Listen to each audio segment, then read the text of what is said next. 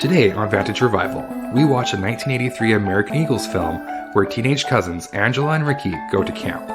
Learn the basics of the outdoors like canoeing, campfires, and murder.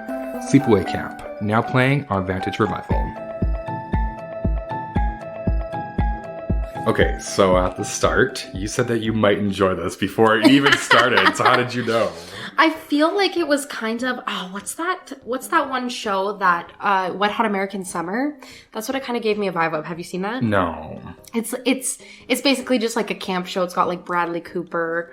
I don't remember anybody else that's in it, but it's just like, it's a camp show, right? So when it was first starting, I was like, this might be something that I enjoy. Wow. It was. Did you enjoy it? I did enjoy it. It just wasn't what I was expecting it to be. Yeah, I don't think it was a hot summer, was it? No. Kind of more of a cold, deadly one. Yeah. So let's start off then with not knowing what it was about. Do you remember what the theme was that you picked for this movie? I don't. Wait, was it crop tops? Yeah. Okay. Hold on. I just figured it out. Yeah, that's one of the biggest points that I have to make about that movie is the fashion. What year was that? I think it was 1983. 1983. It was definitely early 80s. Yeah, a lot of thigh, a lot of men's tummies. Yeah, it was who likes short shorts and crop tops? Yeah. The 80s. Yeah, it was your socks rolled up to your knees or pulled up to your knees, shorts where your balls are definitely falling out, and almost having your nipples showing. For men, though. Yeah, like, Gene, the camp counselor, might have been my sexual awakening. Like, he was hot in this movie. He's pretty good looking. Yeah, he's pretty hot. And half naked the entire time. But it was, looking at it now, especially, it was very, naked for men. Yes. Lots of naked men in it. There was no boobs. Like, there was no nipples. No. As far as girls go, right? Mm-hmm. So that was very uncommon for the 80s to have a horror movie where there wasn't just a bunch of naked girls, and then this time it was a bunch of naked men. Yeah. Kind of a first for its kind. And it actually was a lot of firsts. There was a lot of taboo subjects in this movie. Oh, yeah. That are still taboo to this day. Definitely. And we'll get into that, but it was a kind of, it's funny because this movie was not popular when it came out, but now it has a cult following. Lots of people love this movie, and it actually has a series. Oh. Yes. They're different, but they're just as fun, and can't wait to bring that into the mix, hopefully sometime soon. Yeah, I'm down. So let's talk about the waterboarding scene. Like, is that what it is? Waterboarding when you... Yeah. When you get pulled behind or like water skiing or... Yeah. What did you think of that whole opening act? Oh my... Okay, let's talk about opening act. Let's talk about that act. Nobody in this movie knows how to do that. I'm sorry. I found myself finding this a very humorous horror movie just based on the terrible acting from the girl on the water skis. There is no way, she's that terrified. She's making it more than 45 centimeters without falling over in the water. She was stiff as a board floating down that. Okay, yes. She was definitely overacting. Yes. But I will say it was better than the guy on the beach, like the boyfriend. He's like... So the man with his children get hit by the speedboat, and what we find out later is the husband goes, "John?" Just whispers. And I'm like, your husband and children just got murdered, and you're like, "John?" No. So, I mean, I kind of preferred the overacting. No, and that's, I literally have that noted that out of that whole scene, she was the best actor out of the whole scene, because there's a part where the kids go and push their dad, who looks like Ted Bundy, by the way, but beside the point. They go and they push their dad off of this, little boat that they have. And... they'll kind of just flop off. Yeah. And, it's like, whoa. And then the boat kind of topples on top of them. And I will say that it was nice to see the kids do their own stunts, though. The kids fell off the boat themselves. Yeah, that was kind of cool. Definitely. But then the people that are doing the water skiing come up and they run.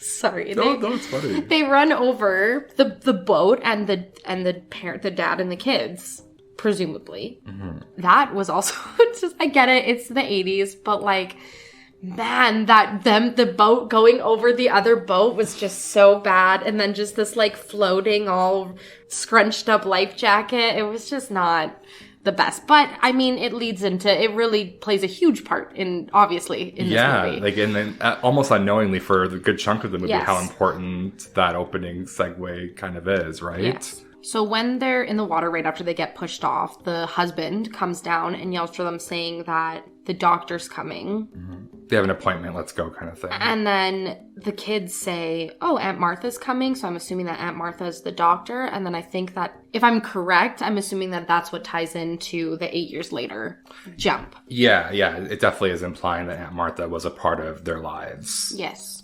Before she adopts Angela. Yes. And has her live with them as her child, so to speak, and even other cousins. And speaking of Aunt Martha, that's her name, right? Aunt Martha? Yeah. Do you know Dylan Mulvaney? No. Sounds like Mulrooney, though. Okay, so Aunt Martha's personality is very peculiar. She's quite odd. It's very Broadway-esque. Yeah. And I don't know if maybe you want to pull out on your computer right now. If you want to look up Dylan Mulvaney, that person is Aunt Martha. And it's creepy familiar. And I think the story of Dylan Mulvaney falls greatly into this movie. Well, and I'm just like reading the news article headlines of like everything, and it's just... Yeah, but see if you can find like a short clip of him talking. Sorry, of her talking. Day 66, being a girl, and today I'm in nature. Trees, I love them. Water, lakes, I love them. Heels, they're my hiking heels. I love them.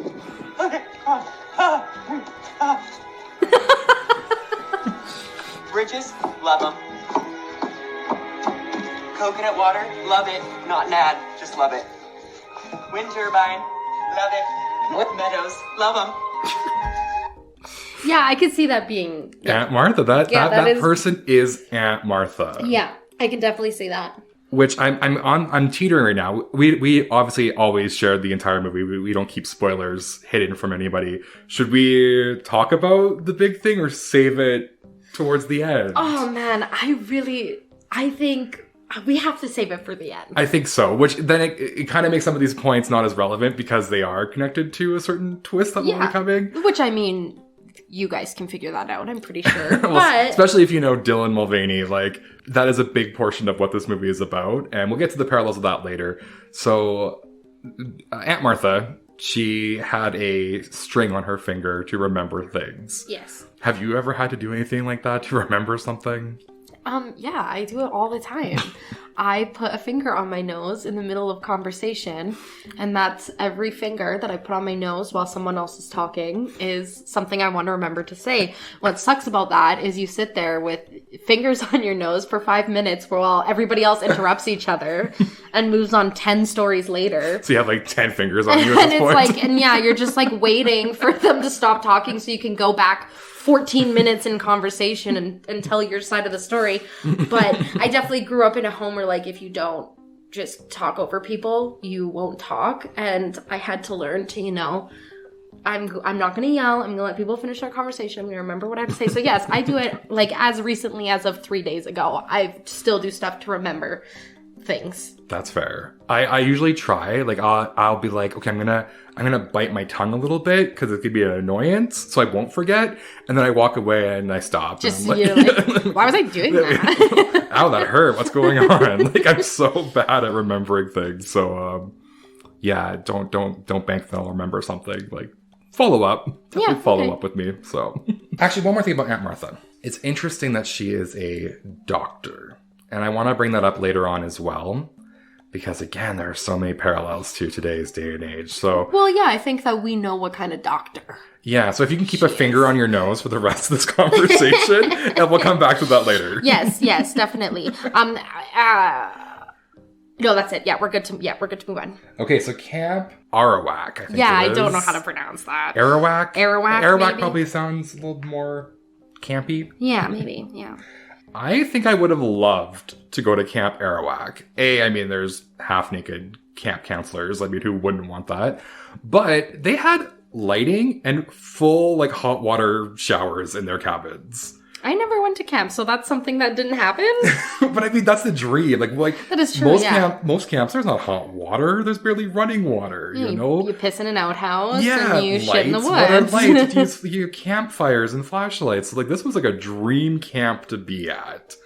So I was quite jealous because I have been to camp. I remember my blowing contest. Yes, yeah. So I've gone to camp, but we stayed in the tent. So like it was not as exciting. Well, you weren't even in cabins. No, we were in the woods and tents, and there was like 8 of us to a tent. And oh my gosh. See, I went on like a grade 6 camping trip, but I wouldn't consider it a camping trip. It was like there was horseback riding and archery and all that stuff, but we stayed in this like giant building that had essentially like dorms in it. So of course there were showers. There was a big mess hall where we ate delicious food, and it was for like 3 days. Hey, that counts. I guess it counts, but like it wasn't your classic activities and Parent Trap, Sleepaway Camp type camp situation. Fair. So we see Angela and Ricky show up to camp, and everyone's wearing their little camp Arawak t-shirts. And crops. And their crops, yep. And we get to meet some of the staff that work at the camp. And this movie did not shy away from A, kind of stereotypes, but B, fully, like, not being afraid to show stereotypes. Oh, like, 100%. It wasn't even a hint of what these people were kind of like. It's like, nope, this person's bad. They're bad. No, 100%. You know? And to stray away from that a little bit, but also bring up a point, the one main kind of creepy, you could tell he's definitely into chill little kids. The chef, right? Yes, the chef. He said, I can't remember exactly what he said, but he said something along the lines of like, oh, look at all these fresh chickens or something. Yeah. And all I could think of was that Vine where that little girl's like, look at all those chickens. Have you ever seen that? I don't think I have. Oh my gosh. Were they cows or something? I remember. They're like ducks or something. They I don't know. chickens. Yeah, they were not chickens. All I could think as these kids were running down this giant hill, which by the way, why were they all fucking running? Why were they all running? Just chill. Run, children, you're free. I'm literally I'm rolling down that hill before I'm running down that hill. But yeah, I just couldn't stop thinking of, look at all those chickens. I'm glad that was a thought that came to your mind, because I just thought creep the entire time. Also, what kind of camp has 4-year-olds and 18-year-olds in the same camp doing everything together? I know. We're introduced to a character, and when I first seen her on screen and multiple other times in the movie, I was like, A, why is this girl so much older? And B, why is this girl played by a 45-year-old? Is that Meg? No, or it's Judy. Judy. Judy has such an old lady face. I was like, this girl cannot pass for a teen. I think she's like probably Italian or something. I think that's just like, I think she is a teen. I don't think that she's very old. I'm curious to find out. Because I know that Judy is very much loved for her acting in this movie and her character. And she does tons of like the conventions and whatnot and meets up with fans. So that's really great. Actually, all the actors that are still alive for this movie, they do conventions all the time. They understand that this movie brought a lot of happiness to a lot of the horror fans, especially for the messages that it brings across later on at the end of the movie. So it's cool. It's cool to see that they are loving their fans, because I hate when people make movies or they're singers and then they shit on their fans. That's the worst thing. And you'll see when we do watch the later movies, there's some different actors in them, and those actors never do any of the conventions. They never talk about the movies. They really kind of shit on it. Aww. And it is a little depressing, especially because the horror community is really big. How old is Judy, or how old was she when she was in this movie? Not a chance. I refuse to believe. How old was Judy? According to this, she might have even been younger, because this was released in 83. So it's probably filmed in 82, say. Yeah. But according to this, she's 14. I refuse to believe that. She looked at least 29. I disagree. I think she looked 14. I think it was just the big hair that was throwing you off. She had a lot of hair. It was the jawline, it was the nose, it was the side profile. She looked old, man. I refuse. Oh, that's funny. But I will say that I did enjoy Judy as like a character. Like, she, I think, was a quintessential 80s bitch character. Okay, wait, hold on. I did the wrong person. Oh, what'd you do, Meg? No, I don't know Angela? why I did that. I looked up Judy Sleepaway and Angela came up. Yeah, Angela's Felicia. How old was Judy in Sleepaway Camp? She was 15. No, I still don't believe that. I can't believe that. Where'd you find that? At sleepawaycampfandom.com. And I trust the fans of Sleepaway Camp. Trust me. Damn. The community for this series is quite large and loving. So Judy was 15. She was not 49. So what did you think of Judy, though, as a character for the show? You know what? Hated her. Not because, like, her acting wasn't the best. Sorry, Sleepaway fans, don't come for me. I can't really say why I didn't like her until we go more into the story, I think. Okay. But So we'll get to it. But yeah, I didn't like her. I didn't like her or Meg. I almost feel Meg was worse, you know? Meg was terrible. Meg's the adult in the situation, right? Or like the 18-year-old or whatever. So Yeah. Yeah, Meg was a bully within herself. And I almost felt this movie's full of bullies. Like, everyone is either a bad person or a bully for the most part. This movie should have been called A Guidebook to Bullying. Because, like, everything you think of was said or done in this movie. Even the nice people, even the good people turned out to not be the good people. So... Foreshadowing. So is it fair to say that this movie kind of kept you in the red herring side of things? Like, you weren't really sure who it was, or you had an opinion who it was, but maybe you were wrong by the end? No. No? No. Oh. I can say that I had it down to two people. It was one of those two people. They kind of make it really obvious that it's one of those two. Yes. Especially with, like, the first killing, I felt. Oh, 100%. Because the chef is the one who gets... He actually doesn't even die. He just gets mauled, really. Yes. So the chef, he is on a stool putting corn into the largest pot I have ever seen in my life. Tall. It was literally 6 feet tall. It's huge. I was like, how do you get to the bottom of that? Like, what if the corn doesn't rise? Like, or whatever. Yeah. Like, how do you get it all? It was so large.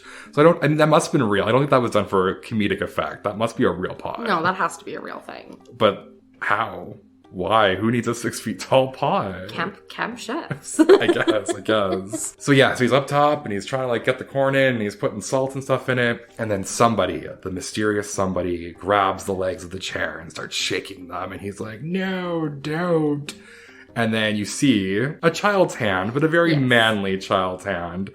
And it's also... It's a skin color of someone we know. Yeah, the skin tone is very similar to Ricky. Yes. It looks like Ricky's hands, but they never show who it is. And he pulls the chair out, and the chef pulls the pot over him, and then he gets boiled alive. Yes. Should we say why he got... We should, because it's a touchy subject. And again, it's one of the...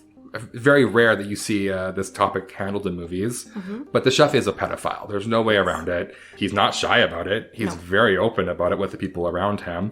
And I felt that was kind of interesting because he does kind of imply that he's a pedophile, and the people around him laugh it off. They don't care, Yeah, they shrug it off. They send him into pantries alone with little girls. Yeah. So he goes into the pantry with Angela because she just won't eat anything and they want to make sure she finds something to eat. And that's when he takes this moment to try to take advantage of her. But Ricky comes in, stops him. He then threatens Ricky. And then a few minutes later, the chef is injured. Injured, yes. And out. Yes. No longer at camp. Like, the special effects for that boiling skin, that was pretty good, I felt, for, an 80s movie. That was really good. I just was curious why his hair went from bleach blonde to dark black after getting boiled. Did it? I didn't notice that. Yeah, that was the one thing where I was like, you know what? Everything's good. He had a very dramatic death. Or not death, I guess. He had a very dramatic injury or accident take place. But why did his hair get 40 shades darker? I don't know. I mean, it was wet. I'm nitpicking. It was wet. I'm nitpicking. But I felt that was a cool introduction. It didn't really make it too serial killer-ish. It was very much like... Especially because he didn't die. Yeah, it was an accident. Yeah, right? exactly. And that is how the camp counselors and the director wanted it to be seen as. It was just an accident. No one talks about it. Let's move on. When we meet Meg... Yes. She introduces herself as, I'm Meg. M-E-G. Like, we know. It's like your name isn't like... Patricia, bitch. Like, spell that out to me, Your please. name isn't D'Artagnan. Like, it's Meg. Yeah, we get it, honey. I don't even know how you could spell that wrong. You know? I don't think you could spell anyone. Double G? All of these names in this movie are like 3 letters. Ron, Ben, Meg, Mel. They switched 1 letter in some of the names. Like, come on. You gotta make sure you know it. Oh my gosh. Even like Judy was wearing a shirt that said Judy on it? Yeah. Yeah. I appreciate that. As someone who's partially deaf, I'm like, oh, that's Judy. Thank you. So one thing we should also mention at some point is that Angela isn't talking to anybody. She comes off shy. Yes, very shy. And I think obviously it has to do with people from this particular camp and the lives of some of her family members. And obviously she's scared of water now, and obviously she's scared of all these camp activities that all of these other kids are doing, so they don't talk to her. Hold on, thought. On your nose again. Perfect. If I was there with these people, I wouldn't want to talk to them either. Well, and so this is perfect, because this is where I have 2 points. One is finally addressing why I don't like Judy, and actually a lot of the girls in this movie, but why does it matter? Why does it matter that Angela doesn't want to talk to you? This whole movie is so I get it, they have to have that because it's a movie. I understand. But if I was Judy or Meg or whatever, why am I sitting there getting so bothered by this chick that I don't care about? And it's not like she's popular. It's not like she's taking their men. It's not like she's doing anything. She just doesn't want to talk to them. And they're so offended, and they the whole summer, they're just like, why won't you talk to me? And it's just so like, just shut up, Judy. Just move on. Go fuck a dude or something. Like, Which geez. she does, She pretty does, much. But here's the thing. As somebody who was chronically bullied for most of my childhood, and I'm also a pretty quiet person for the most part, that is what bullying is. At least it was for me in the 90s, in the early 2000s. So I didn't think it was that far-fetched that they were picking on the person who was the weakest in the room, because that's usually what happens. I get it to a degree. So as from my perspective as a bully, I found that when I started to ignore my bullies, that's when they went away. And that's the difference with, you were in school in the 90s. I would have been in school in the mid 2000s. And maybe that's the difference between that decade, is that the way people did bullying, which I'm sure it did, changed over the course of time. And when I just ignored them and didn't say anything and walked away and didn't talk to them, they stopped bullying me. And right? I think, and it has changed. A lot of it has gone digital too. Oh, 100%. I think the difference between from when I was in junior high over a decade ago, oh my God, and now is ginormous because of social media, because it's so easy to not show your face and go behind your fingers and just say what you want to say. Say what you want to say, yeah. Yeah, so I think that's a big difference, that back in the day, there was no distractions. There was nothing to focus your attention somewhere else. We're also thinking of it from like a school standpoint or a real life standpoint. That's true. This is summer camp, and they're with each other 24/7. There is no going home. There is no escaping. So if that is what's fun to you, to bully this poor girl every single day, what's going to stop it? That is true. And it's not like there's, you have your camp counselor, but... Well, Meg was the camp counselor. Yeah, that is true. That is like true. She was the biggest bully. So I do think that as much as it's silly looking at it now, like, why would they bully this poor little girl? That's exactly what they would have done. Yeah. So I think it stands the times pretty well. Back to the fashion for a second. When they are having lunch in the mess hall, Ronnie, the other, I guess he was a camp counselor or the director's assistant. I couldn't really tell what his exact job was. Yeah. But he was dressed like a Hooters girl. Always. He had skin tight. He wasn't in the denim jeans. He had the skin tight. Like, it was an inch away from the scrotum. Oh, it was so... It looked like a bathing suit bottom for women nowadays. And, of course, a crop top. Or a very tight t-shirt. A muscle t-shirt, and literally, he has bigger titties than I do. He had big boobs. He had some big pecs, man. Like, if you've removed the kids from this movie, it could have been a porno. It's 100% a porn. There's 10 naked guys jumping into a lake, all splashing around with each other. It's 100% a porno. It's a great movie. That's what you're into. Which as if you're not. So, just like the girls are bullies, the boys are bullies too. Oh, yeah. But the difference is the boys are more lighthearted about it. They're more willing to bully each other and be okay with it, where the girls are more hurt by it, right? Well, sorry, just to cut you off. It's also the girls are more personally attacking, whereas the boys are playing Pranks. shaving cream. Yeah, they're playing pranks on each other. Yeah. So they're doing the shaving cream prank where the boy's sleeping, they fill his hand with shaving cream, they tickle his nose, and he kind of, face pies himself. Yeah. So they pull their prank, and the boy is quite upset about this one. I felt that was a pretty tame prank for what they had like asses in his face earlier, and they were like throwing shit at him, but the shaving cream crossed the line. Yeah. A little odd. I don't know. So he freaks out and he pulls out a small hunting knife that he brought with him, and he is going to threaten to kill Ricky and kill everyone. And they're obviously trying to imply that he may be one of the killers because he's being bullied. Yeah, terribly, but yes. So Gene, their camp counselor, the sexy Gene, he comes in and he grabs the knife and he's like, no, you will not use this, and I'm going to take this away for the rest of the summer. You get it back when you leave. And then he walks over to like the shelf in the room and puts it below like 2 towels. Making direct eye contact with him. Like, this is mine. You will not have this back, sir. It is not under the blue pillowcase on my shelf, okay? It was just like, it was so funny because like, why would he hide it there? I know, like give it to Mel or something. Go bring it to the kitchen. Yeah, like just leave the room with it. Don't put it on the shelf and then, then they all like dogpiled each other. And like, it was just like, it was a weird scene. Yeah. It was funny, but it was setting up that there was a knife. Yes, they had to make a way for there to be a knife. It is a plot hole here because how does the killer know that the knife is there? Yeah. There's no reason for that. It doesn't make sense. But being a cheap 80s movie, it makes sense. We'll throw it to the wind that it's fine. Yeah, definitely. Which does lead to our... Oh, actually, the next murder is not the knife. The first murder, I guess, is one of the boys in the water. And they go out, and he flips his canoe, and it's a prank again on one of the girls. And then he decides to hang out in the flipped canoe underwater and just sings to himself and, hums and just, And then the killer comes and drowns him. Yes. What do you think? Now, here's the thing, going back to it's the 80s, it makes sense to me why all of his friends ran away, let him drown. Doesn't make sense how the person got underneath the boat to drown them without anybody else noticing. But the rest of it, I could see happening. He's just fucking around. Like, let's not worry about him. We'll leave him in the boat. He'll come back. I agree. They were very good at making things seem like accidents by having these scenarios be acceptable for everyone around them. Yes. With the exception of a few stabbings later on.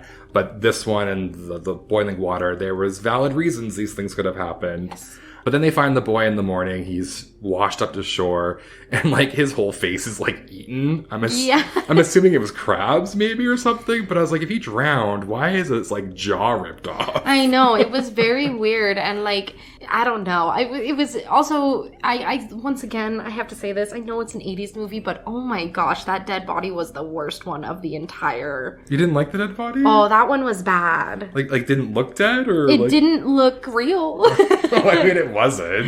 But... No, I know, obviously, but like I could see I could clone somebody with their fingerprints that was left on the clay of the person who made the dead body. Like it was bad. Well, to be fair though, give it a little bit of credit. This was the Blu-ray version that we watched, so it has been redefined and it's been enhanced. I think if you're watching an old VHS, an old DVD, or watching in theaters, you're not going to see those details. Yeah. So I think that maybe just be a hindrance of having it be HD. That is true. Tomatoes in that kind of situation. Yeah.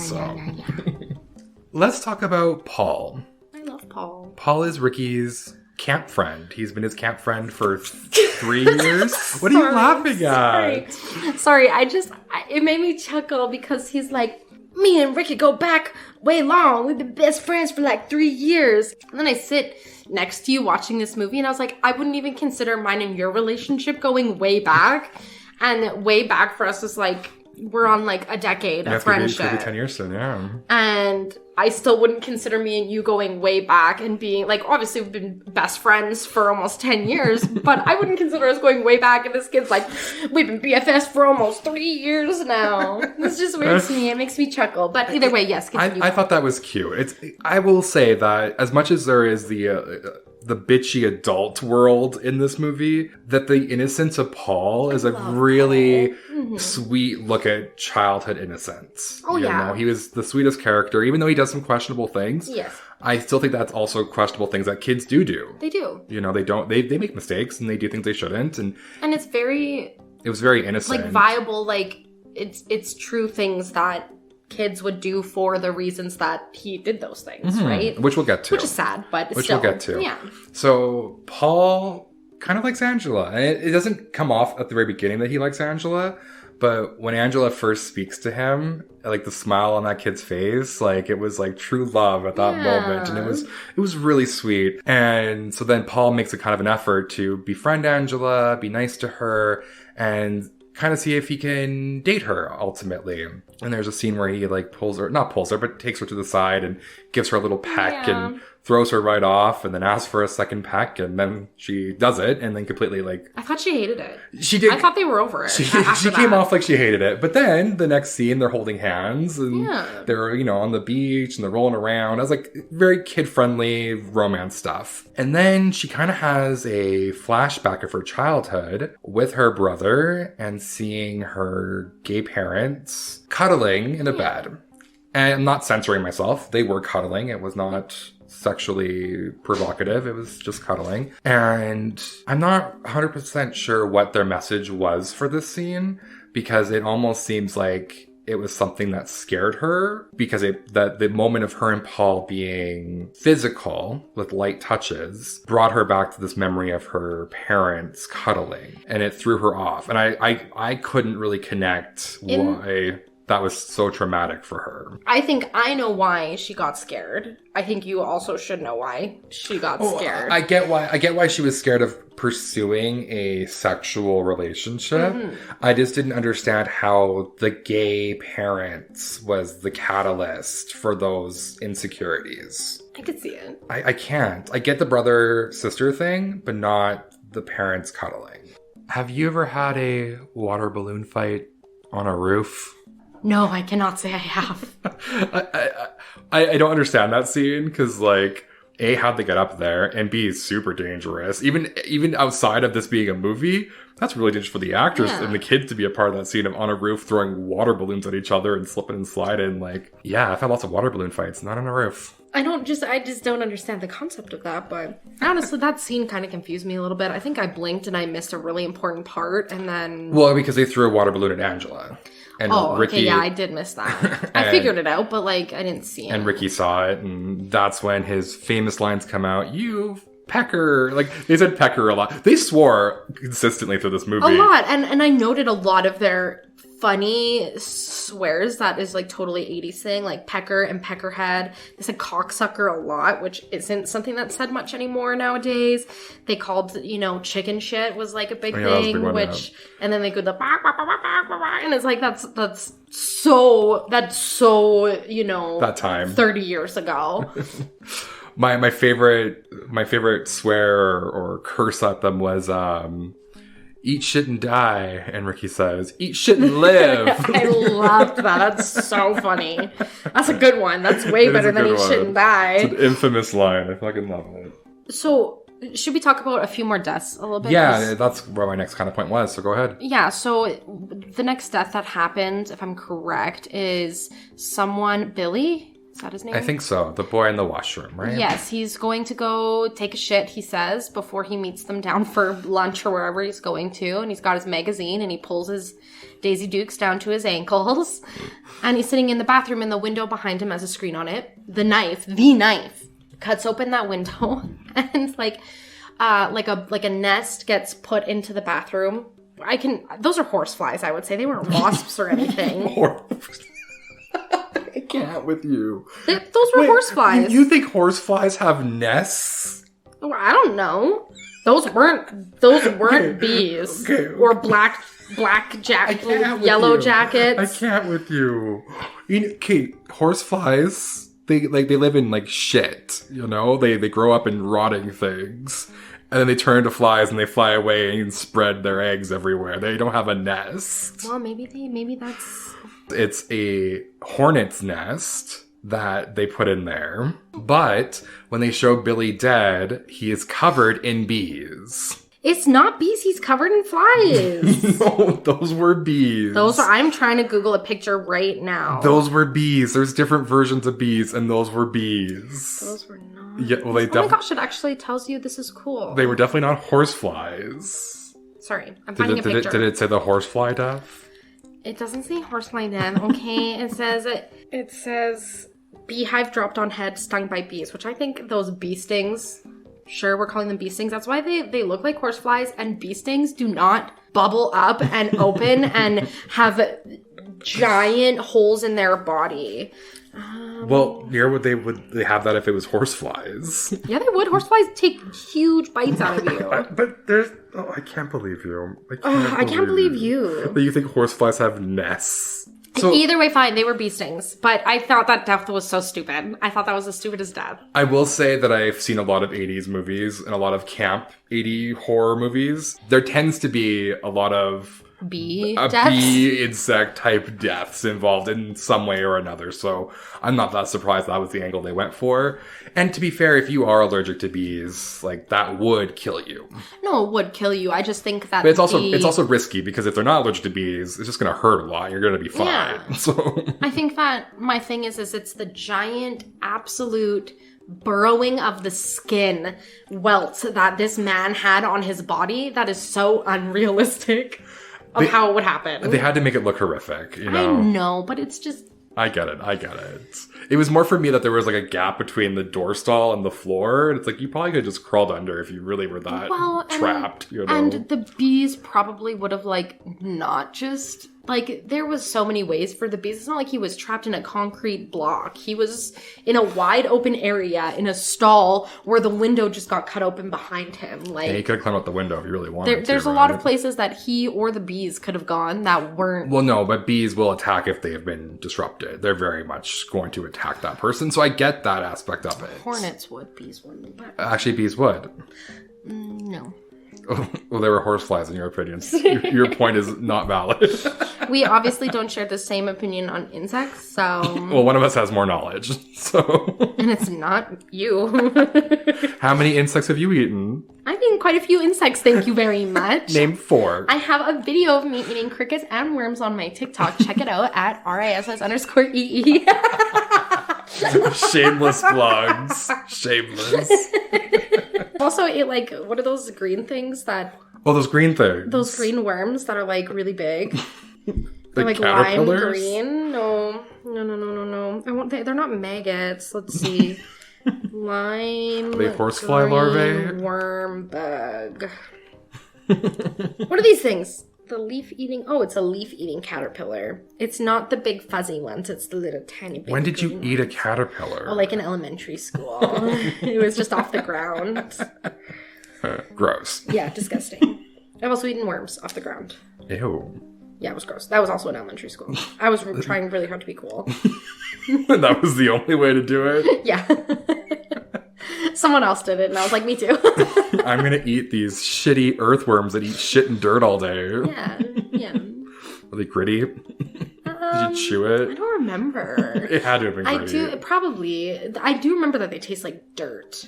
They taste like straight up, you just put a pile of dirt in your mouth. I mean, it's what they eat. But I don't remember the texture. I do remember that one time we took this pregnant worm inside and we cut it open and tried to C-section this worm. Didn't work, but we tried. Killed the worm in the process, but... What a way to go. Didn't eat it. Didn't eat that one.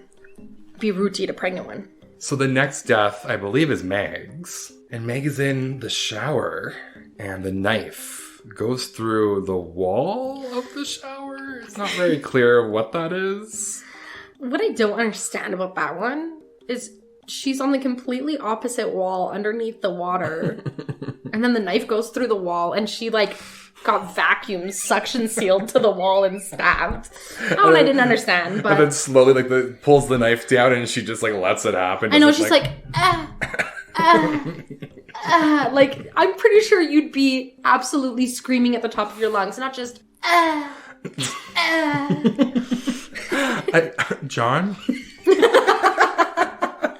I can only assume that if we're going to be somewhat realistic, the knife hit somewhere in the spine and somewhat Yes. paralyzed her. That's the only thing that kind of makes sense. Well, yeah, because then when she gets found by, you know, like the Mel. owner of yeah, the she camp. found Mel. Or Mel found her. Mel found her because, let me tell you, they're supposed to go on a date, and he's like 50 years older than her, but whatever.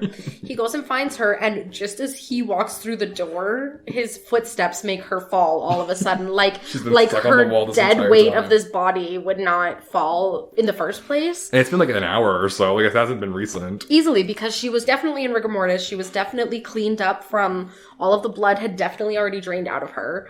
Yeah, that was a weird one for me. His response, too, is kind of peculiar. I think the acting seemed very much like, here's your script, and they were like, Okay, I can do this. This is my script. Thank you very much. That was For how some the of whole them, movie for went. some For some of of them, them, yeah, some of for them some. were okay, but it It- still wasn't the best. Even when it was bad, it was good. It was like bad good. Yeah, like it made it funny. It carried the movie. Yeah, I want to kind of jump around for a second here. Sure. Why exactly was Angela with Aunt Martha instead of her other dad? We never know what happened to the other dad. So I have an idea, maybe. Mm-hmm.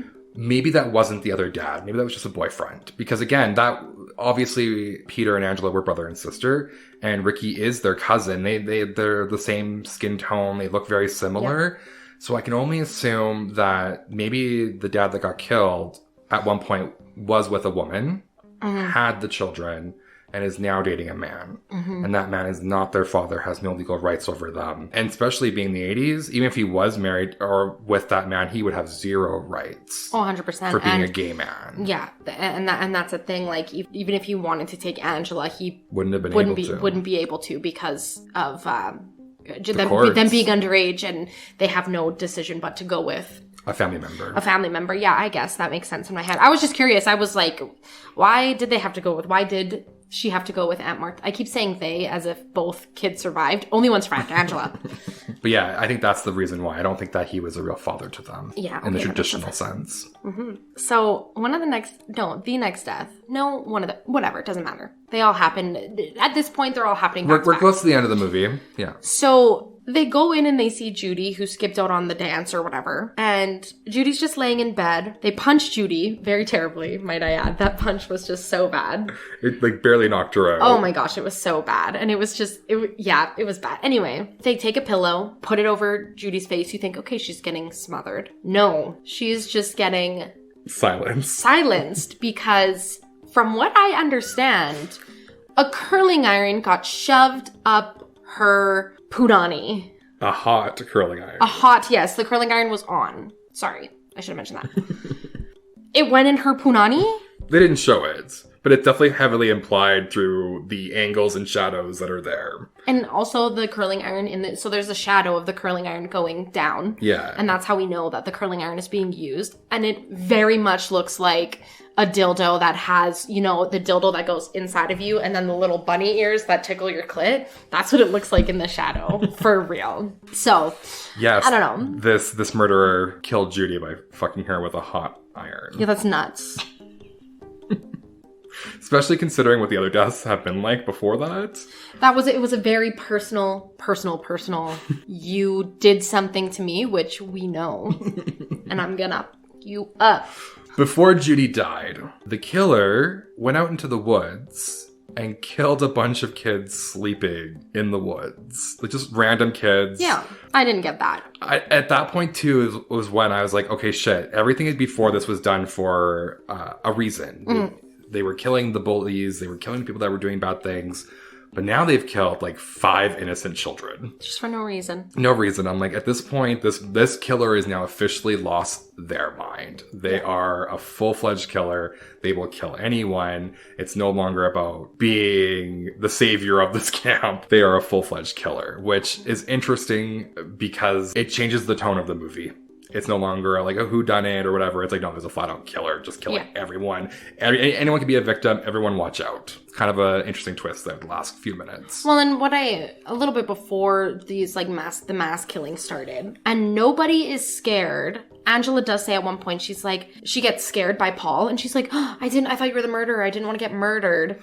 But that's the only time we ever hear that, like, other kids in the camp are actually worried for their safety, and everyone just stays. No one's like, I want to go home. Actually, You missed a part then, because Mel, the camp director, he is trying to cover up everything and make it seem like there's not a murderer. He doesn't even believe there is one for the majority of the movie. But the scene where the bullies, Meg and Judy, grab Angela and throw her into the water, and Mel grabs Ricky because he thinks Ricky is the killer. Yeah.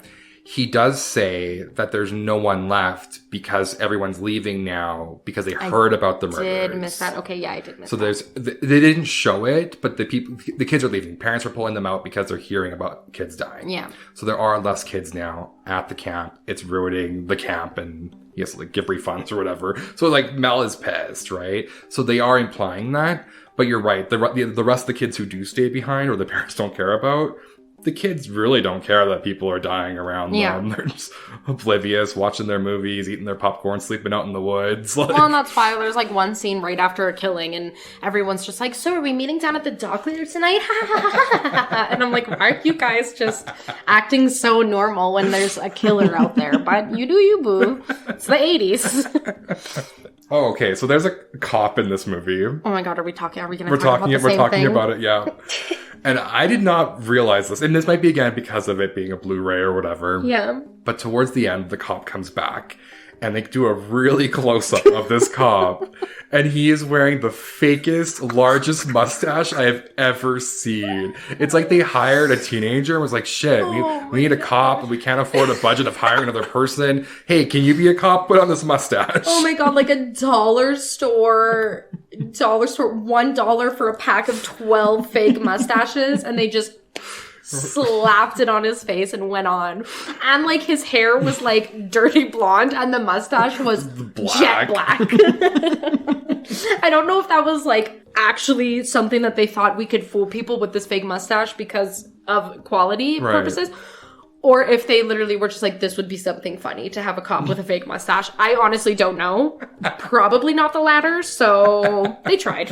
Hilarious nonetheless. Oh, yeah. It made the scene even better. Oh, yeah, it was awesome. Guys, let's break up into teams and save the day. Dun, dun, dun, dun, dun, dun, dun, mustache. So let's go into the ending now. Oh, okay, this is the best part of the whole movie. Yes, and then we can answer some of the questions from before. Mm-hmm. So they're still kind of keeping it a secret. Who is the murderer? And a lot of signs are pointing towards Ricky. Ricky has to be because he's protecting Angela because she can't protect herself. So Mel, the camp director, grabs Ricky and beats the living shit out of him. Yeah, if that's gonna not ruin the reputation of his camp. This 80-year-old man beat up a 14-year-old.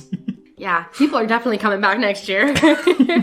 Like, to the point where I thought, I couldn't remember, it's been a long time since I watched this, but I thought Ricky died. I'm like, oh shit, I don't remember Ricky dying in this movie. But he beat him up so bad that he could have just been dead. Yeah. Insane. So Mel, after beating up Ricky, walks away and then finds the killer. And the killer shoots an arrow through his throat, killing Mel. I do want to say that was a pretty cool shot. It was seamless. Yeah, it was really cool. And you know what? I liked kind of that we knew it was going to happen because there was the archery board behind. And so I was like, oh yeah, definitely dying via arrow, right? Bow. Jeez, I do that all the time. Via arrow. And I didn't mind that one. I didn't mind that kill. It was quick. It was quick and sweet. So at this point, there's not many options left of who the killer really can be because everyone is pretty much dead who's been focused on. Yeah. But we still have Paul and we still have Angela. And Angela has asked Paul to meet her at the lake, and she does. They meet up there, and Paul's all excited because he's done some things wrong in this movie. He kind of cheated on her a little bit, but it wasn't really his fault, and they weren't really a couple. But besides that drama, he still wants to be with Angela. And we see Angela, and her hair is all kind of crazy. She's smiling kind of crazy. She's like, hey, let's go in the water. And he's really excited because she never wanted to go into the water before. Yeah. And he's like, well, we're not wearing swimsuits. And she's like, let's get naked. And so he's like, oh, sweet, let's get naked. So he gets naked and she gets naked. And then we go back to the other camp counselors who are still trying to find Paul and Angela and Ricky and all that stuff. And they've come upon Angela singing, humming, and she's cradling Paul. They're both naked, and she's cradling and rubbing his head. I could only assume that she had killed Paul, but I wanted to believe that, like, maybe it was her. She had gone psycho. She had just killed a bunch of people. Now she's naked on the beach with her boy, and she's, you know, people are calling her name because they see her and they go, Angela, Angela, can you hear me? And she just keeps humming. So I'm like, maybe she's just enjoying this calm moment with Paul, the only guy who's ever really, like, been super sweet to her, other than Ricky. The only other person who's been super sweet to her all summer. And then we get the reveal. We get the first reveal out of two. Yeah. So we get a flashback. Yes. Of Aunt Martha taking in who we thought was Angela this entire time, talking to who we think is Angela, saying, you know, I'm so excited you'll be living with me and Ricky. You know, I've always wanted a little girl. You know, this is going to be our future as a family. And then it's revealed that Angela had died in that boat accident in the first minute of the film, and Peter survived. Yes. And Aunt Martha transitioned Peter into Angela based off her wants of having a girl because she already had a boy and there can't be two boys in this house. To me, like, that's a gut-wrenching scene to see someone so sick in the head convert someone based off of their needs and destroying someone's future. But unfortunately, that stuff happens to this day, and even more so now.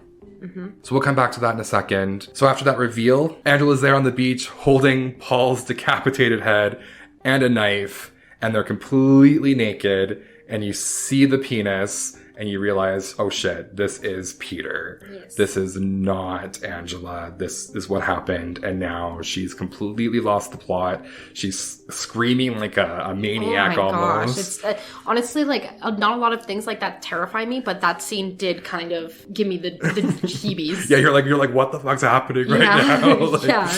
And like the movie ends there. We don't know what happens to Angela. We don't know what happens, like what the consequences are of these actions. So upset. I want to know, like, what happened to Ricky? Did he wake up and find that everybody was dead? And did he know that his cousin, who's Angela, was actually Peter? And does he know this? And well, maybe you'll find some of the answers in movies 2 and 3. Like, maybe. But let's talk about this, because this is a big thing right now. And that's why I brought up Dylan Mulvaney, because it's making a mockery of women. Like that acting. And there are some girls that are more frilly, more, I guess, girly type, you can say. But when you see men acting like this, it does make a mockery of what it is to be a woman. And that is a big issue in our current 2023 climate of what is a woman, what is a man, transgender issues, how young can you be to transgender? All those things are relevant. And this movie, shockingly, is still relevant in this day and age. And back then, it was seen as shocking as like, oh my God, I can't believe someone would do this to a child. But now it's like, oh, I can't believe you're not allowing your child to do this. There's infamous cases of babies being born with both set of genitalia and parents deciding which one to pick. And they picked the wrong one. You know, they raised a girl and that girl was mostly a man. And then they were so confused as they grew up. And for me watching it back in the day, it was just, oh, that's a shocking ending. You don't expect that ending.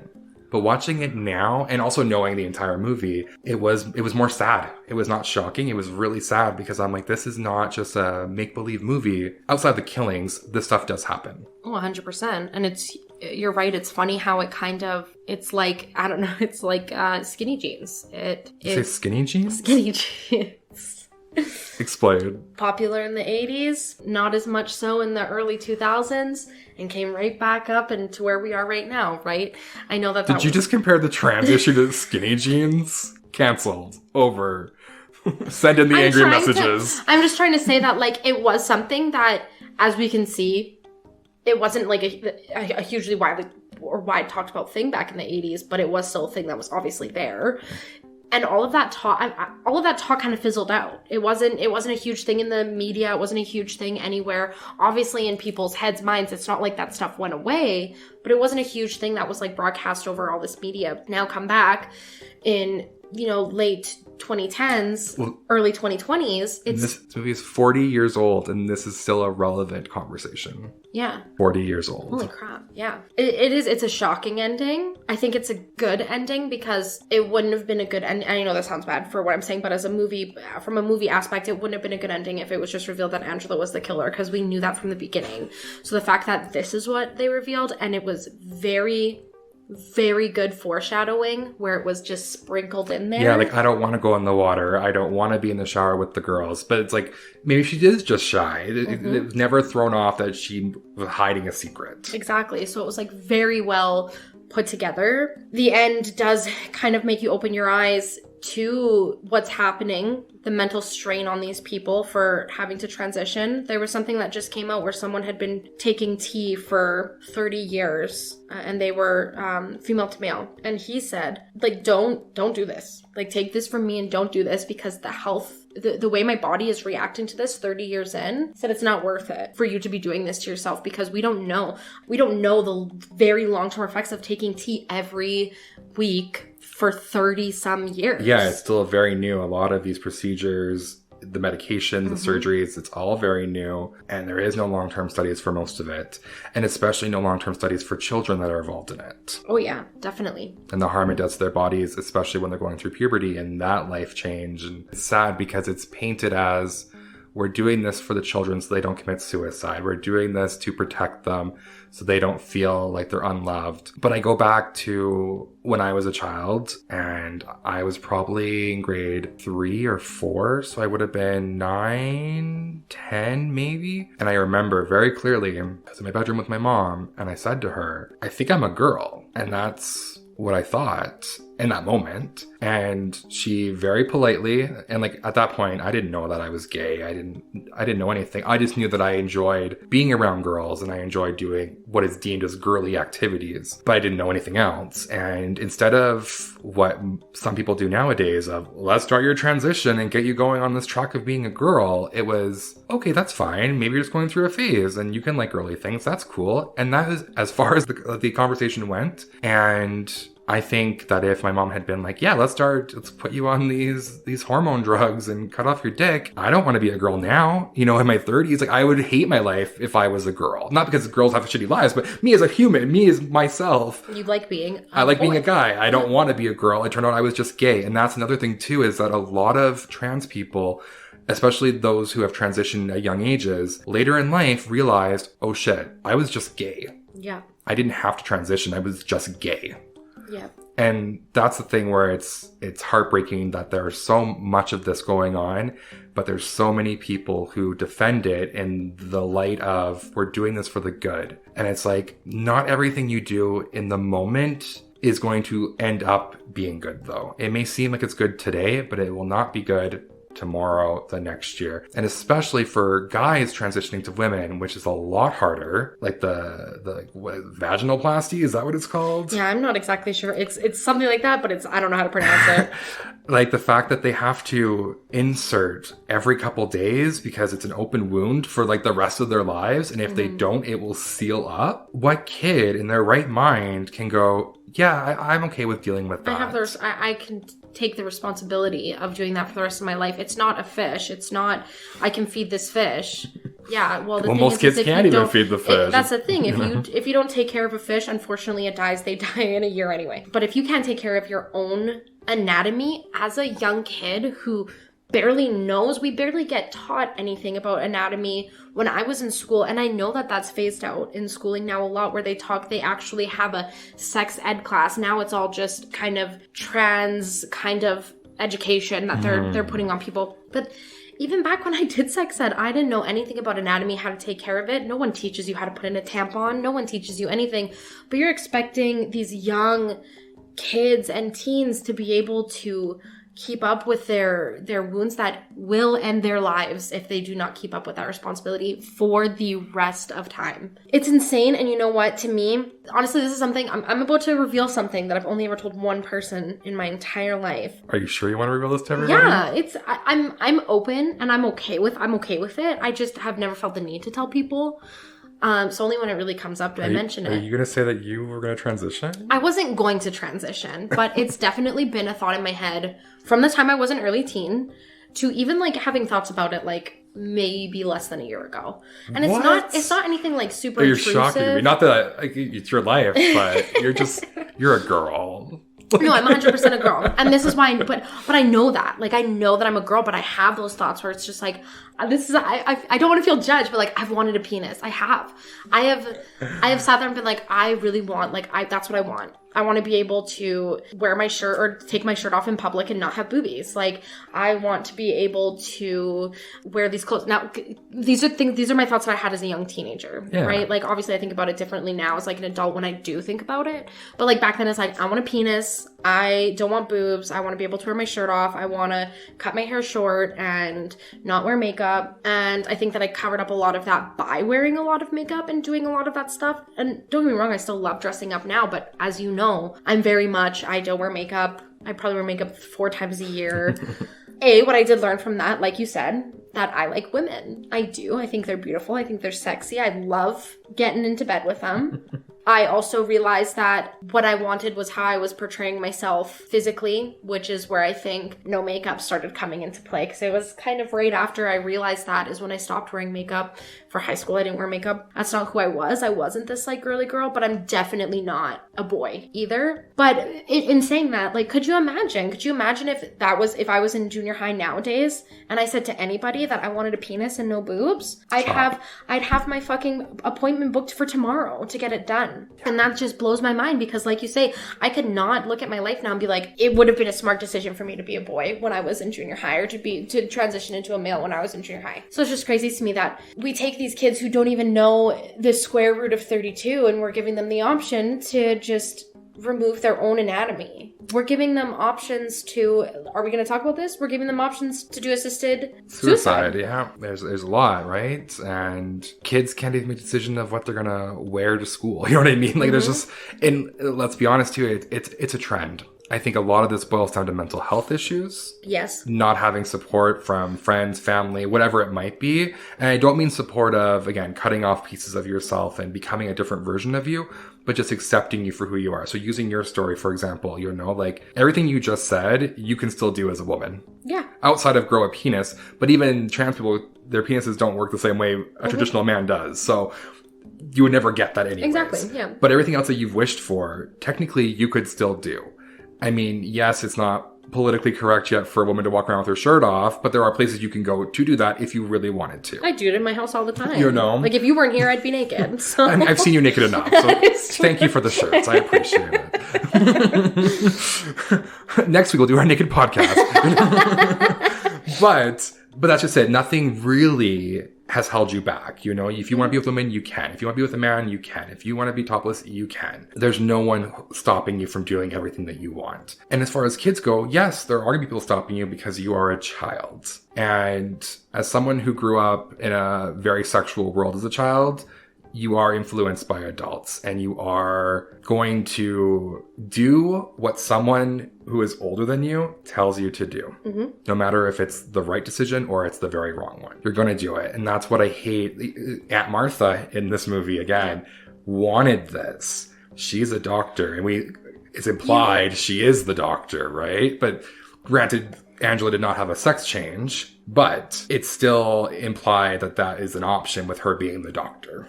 She's just too young in this movie, I think, to have that option being the 80s. Well, and I think a big thing about that is as a societal thing, and bear with me, as a societal thing, we are meant to trust our elders. We are meant to trust our doctors. We are meant to trust our healthcare system. We are meant to trust our government. We are meant to trust this. You see where I'm going with this? Yeah. Right now, in 2020, from 2019 to now especially, there's been nothing but reasons for us not to trust those people. Not all elders in our lives want what's best for us. Let's look at sexual assault victims or rape victims. Not all doctors want what's best for us. Assisted suicide, pushing of assisted suicide. Government, sorry, we're not going to get deep into this, but they definitely do not want what's best for us. So the fact that we are programmed to trust these people from the time that we were born because that's just how life has been forever. Sure, maybe 60 years ago when there was less options, less things, when there was the government maybe did some good stuff for us, when doctors did do good things for us, when it was all this, when it wasn't all just like a big ball of who's making the most money, who's in the most power, maybe that was something to be trusted. But now, that's just how we're programmed. That's how we're teaching our kids. And we shouldn't be teaching our kids that way. Unfortunately, I think that's how it should happen. We should not be teaching our kids that just because a big man on a podium says you should do something doesn't mean that that's the way that your life has to be lived. I completely agree. And again, I said this before, I still think that these parents have good intentions for the most part. Yes. I think they really think they're helping their kids. And there's been a lot of talk too of the LGB community because 20 years ago, the issues were gay rights. You can't be gay. You can't be a gay teacher. You can't adopt. You can't do this. Those were the issues. And people fought hard to get those rights, to get married, to have healthcare, just basic human rights. And now it's bled into what it is now with the transgender community. And it's not the same thing. This is not fighting for basic human rights. This is fighting to change the fabric of who a person is. Yes. And I can't stress this enough, as a small child, some days you want to be a guy, some days you want to be a girl, some days you want to be a fucking pizza. Mm-hmm. It doesn't mean that you have to become that. Mm-hmm. Like, again, and me being gay, there were times we play in the playground and we play Sailor Moon. Yeah. And in Sailor Moon, there's only really one male character, and that's Tuxedo Mask.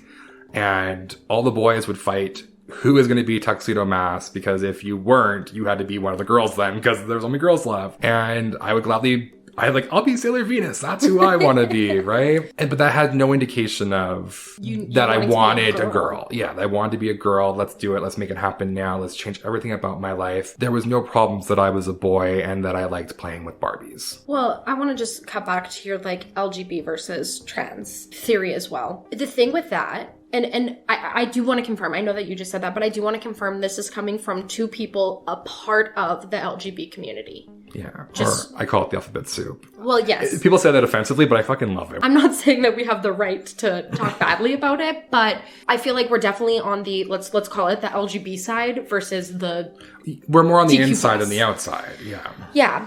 And what I think it is back when they were fighting for mostly your rights, because you are a full gay male, whereas I am just bi, and that, whatever, right? That wasn't as big of a problem.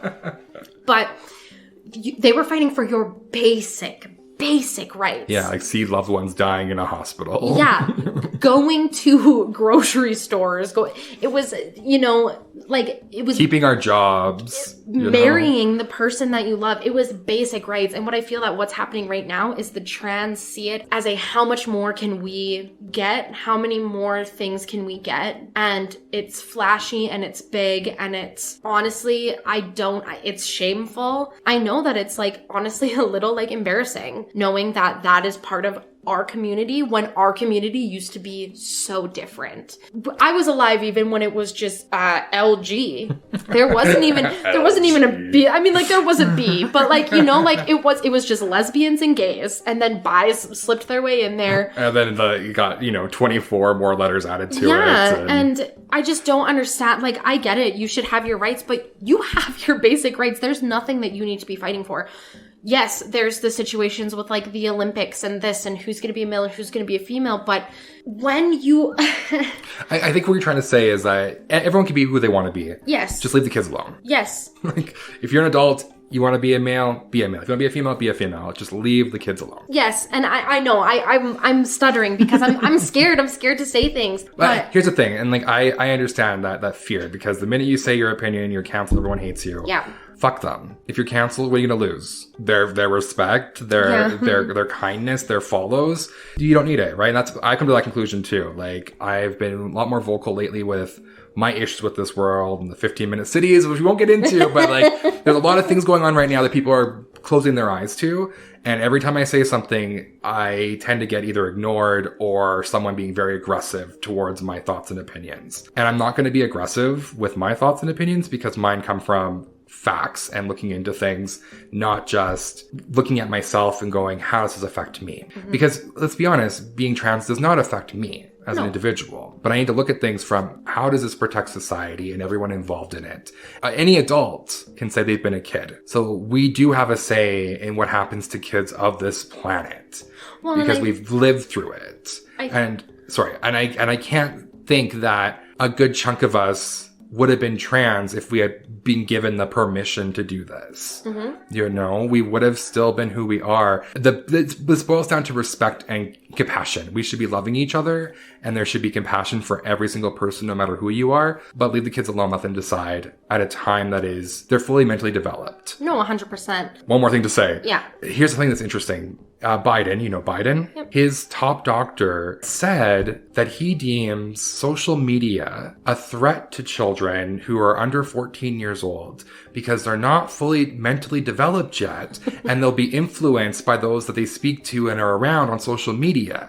So I'm like, wait a minute. So a cell phone is dangerous for a child, but at under 14 years old, you can cut off your dick. You're mentally able to handle that, but you can't handle Facebook. Make that make sense. I just have no words for that. And I agree. Kids should not be on social media. No, I agree.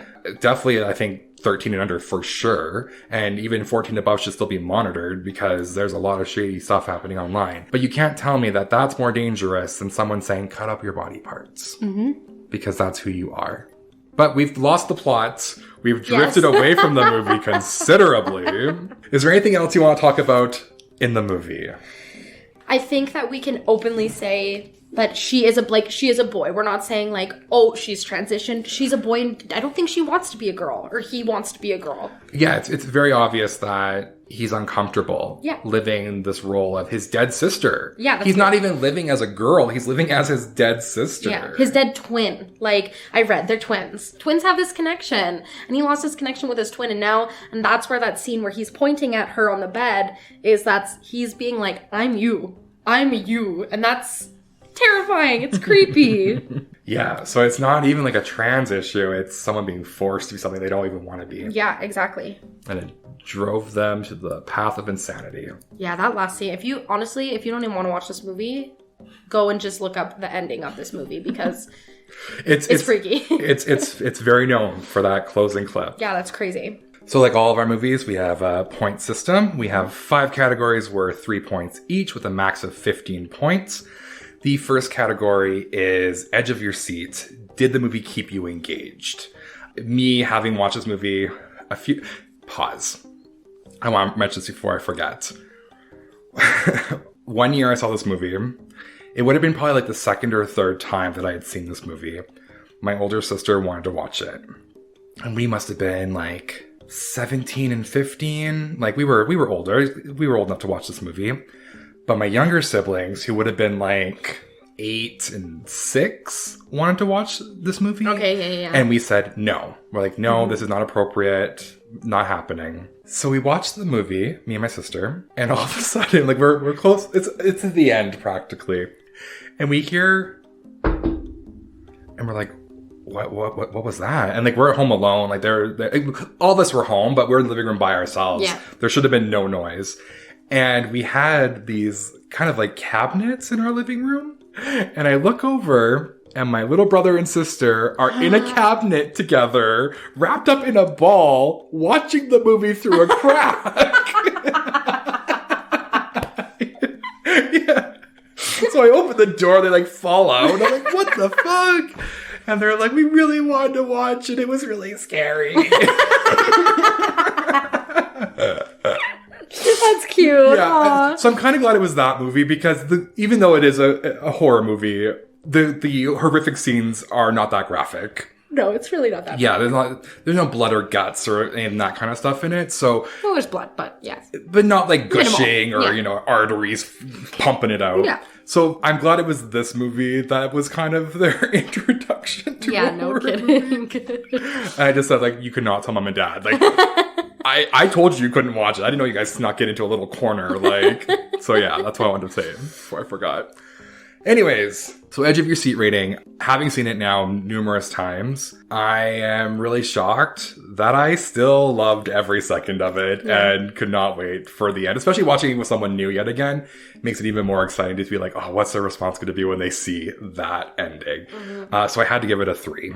So I gave it a 2. I still, sometimes at the end, you know, I'm just like, you know what, my review might be different because of what we talked about. I still give this a 2. The only reason being is because I found that I wasn't, like, it wasn't literally until the last scene where I was like, whoa, this is incredible. Because I knew that it was either Angela or Ricky, right? And there was really nothing, I felt like, there, as far as Edge-C, like, I felt like there was really nothing, like, oh, it's going to be one of those two shocking, right? I can agree with that it does, again, come off as a traditional, very easy to guess horror movie. Yeah. And then the end changes everything up. Yeah, exactly. So I still gave it a 2. That's fair. That's fair. Next is the acting. And as much as there are some horrible acting in this movie, I think that it adds a lot to the time period and that sense of being in the 80s. So I had to give it a 2 because there are some really bad movies that are even worse acted and they're horrible to watch. This is not horrible to watch. So I had to give it a 2. You know I gave it a 1. I thought, obviously the mom, obviously the dad. Or the aunt. The aunt. The dad who got killed, the dad was terrible. Hated Judy, hated Mel. I think the best actor in the whole movie was Ben, and he's there for like one scene. It was bad. It was so bad. You liked Paul?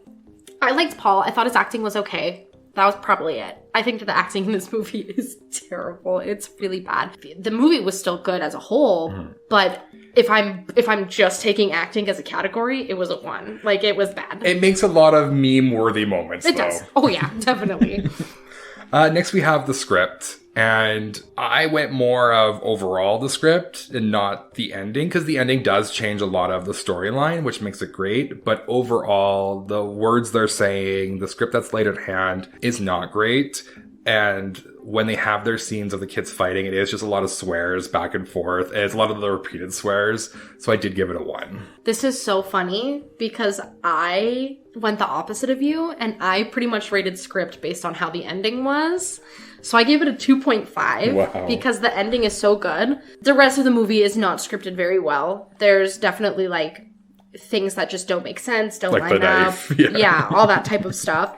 But the end to me made everything, and I think it also comes into like the whole story from the beginning. I think it really ties it in together really well, and it's shocking. So I gave it a 2.5. That's pretty interesting. The climax of the movie, I gave it a 2. And it's a high 2 because the ending is the best part of it. And I think the problem for me was especially when she killed the campers, like the kids outside. Not a necessary part of the film. I felt that detachment from her getting revenge on people that wronged her and Ricky to now just killing random kids didn't make much sense to me, that she went complete psycho. So that to me, it was not needed for this story. If it had just been her and Paul at the end and she had lost her mind there based off showing him who she was, would have been more than enough. It would have been, it would have been the exact same didn't need to have the axe murder. They didn't even show it. They didn't show the kids get murdered. So why even show their dead bodies? Like, it seemed pointless. So that's why the end for me was a 2.